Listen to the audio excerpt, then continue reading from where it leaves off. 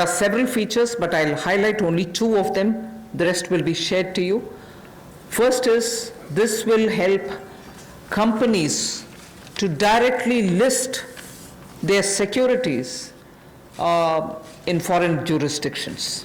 So now companies can list their securities directly in foreign jurisdictions. So this is one big step forward for Indian companies.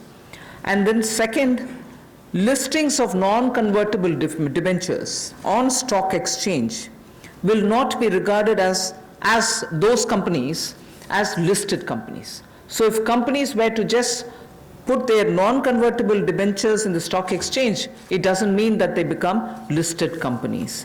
So these are two steps, but of course there will be more which will be shared to you.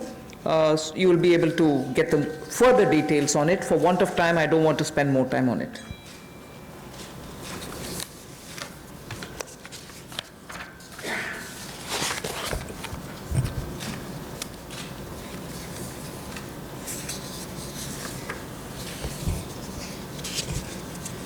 निजी कंपनियों को जो non convertible debentures को stock exchange पर रखती हैं,